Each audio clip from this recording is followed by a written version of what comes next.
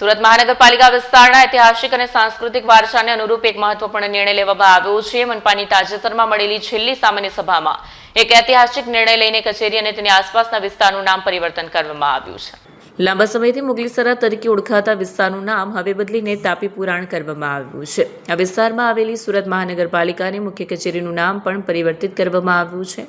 હવેથી આ કચેરી મુગલીસરામાં નહીં પરંતુ તાપી પુરાણ વિસ્તારમાં આવેલી ગણાશે। વધુમાં સભામાં મનપા કચેરીને નવું નામ તાપી ભવન આપવાનો પણ નિર્ણય લેવામાં આવ્યો। આ નિર્ણય સાથે હવે એસએમસીની મુખ્ય કચેરી મોગલસરાયમાંથી તાપી ભવન તરીકે ઓળખાશે।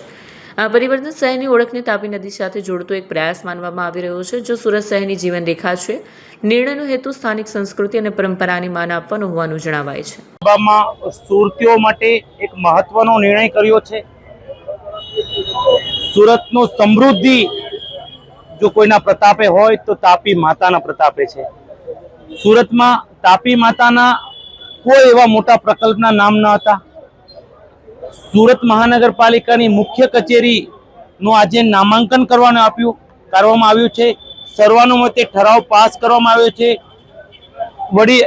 વડી કચેરીનું શ્રી તાપી ભવન આજે નામ રાખવામાં આવ્યું છે।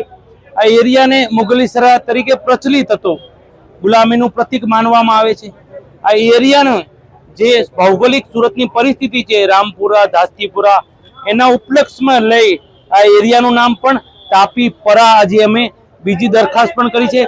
બે દરખાસ્ત આજે કરી છે અને ગંગાના સ્નાનથી, યમુનાના આચરણથી અને તાપી માતાના સ્મરણથી આ સદનમાં જે કોઈ સેવા લેવા આવશે એ માતાજીનું નામ લઈને આવશે એવું ચોક્કસ। અને માતાજીને અમે લોકોએ ફૂલ નહીં તો ફૂલની પાંખડી આપવાનો આજે એક શ્રેષ્ઠ પ્રયત્ન કર્યો।